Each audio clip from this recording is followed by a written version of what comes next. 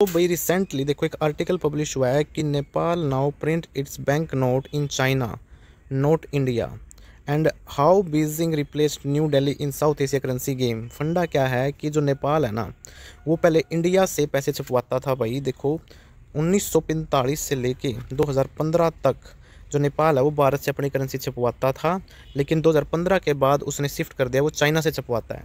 लेकिन सबसे बड़ा सवाल ये है कि कोई कंट्री अपनी करेंसी किसी और अदर कंट्री से क्यों छपवा रही है। इसका सिंपल सा रीज़न है, मान लो कुछ छोटी कंट्री होती हैं जिनके पास जैसे करेंसी के लिए इंक चाहिए होता है, पेपर चाहिए होता है, टेक्नोलॉजी चाहिए होती है, सिक्योरिटी चाहिए होती है। लेट्स सपोज इनके पास ये नहीं है, इन चीज़ों को ये इंपोर्ट करेंगे जिससे कॉस्टिंग ज़्यादा हो जाएगी। लेट्स सपोज 20 रुपये का नोट है, उसकी कॉस्टिंग आ गई 8-10 रुपये, तो क्या ही वैल्यू रह जाएगी। नोट इफेक्टिव इतना इफेक्टिव नहीं होता जितना कि सीधे से और किसी कंट्री से बनवा लें और यहाँ पे मंगवा लें, लेकिन हाई सिक्योरिटी से होता है ये सब। ठीक है, ऐसी कौन कौन सी कंट्री हैं भाई? ज़रूरी नहीं है कि नेपाल ही कर रहे ऐसा, नहीं।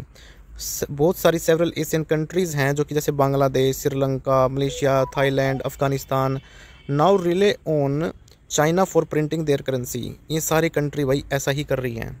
ये बड़े सवाल हो गए, लेकिन पॉइंट ये है कि इंडिया ने ऐसे क्या बिगाड़ दिया भाई इसका, जो कि 2015 के बाद चाइना पे शिफ्ट हो गया। ये देखो भाई 3 मेन रीज़न है, और सबसे जो मेन रीज़न है ना वो है पॉलिटिकल रीज़न।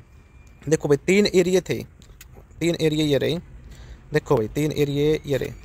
इस पार्ट में देखो 3 एरिया पड़ते हैं, लिपुलेख, काला पानी और लिम्पियुद्रा।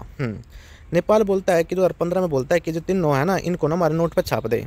लेकिन जैसे ये बात इंडिया में बोली गई, लेकिन ये तीनों एरिया तो इंडिया के थे, वो बोलता है कि ये तो हमारे एरिया हैं। तो ये पॉलिटिकल डिस्प्यूट हुआ, इसने इंडिया बोले ना भाई हम नहीं छापेंगे इस चीज़ को, तो भाई इसने शिफ्ट कर दिया चाइना पे, वहाँ पे छपवा लेंगे हम तो। और 2020 में नेपाल ने कॉन्स्टिट्यूशनल अमेंडमेंट कराया और अपने नए मैप में इन तीनों एरिया को डाल दिया।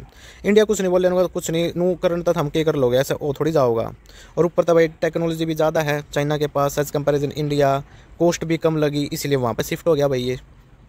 तो ये था गाइज इसका बिल्कुल कोर पार्ट पूरे आर्टिकल का। और भाई इसकी मेन पार्ट क्या है इस आर्टिकल में, ग्लोबली लेवल पे मतलब जो जैसे रसिया की अपनी खुद की कंपनी है, चाइना की होगी, जापान की या होगी, रशिया की या होगी, यूएसए की होगी, ये ऐसा सर्विस देते हैं कि अब छोटी मोटी करेंसी के नोट छपने की। तो ये था गाइज भाई पूरा आर्टिकल का कोर पार्ट। मिलते हैं एक नेक्स्ट फाइनेंशियल आर्टिकल के साथ।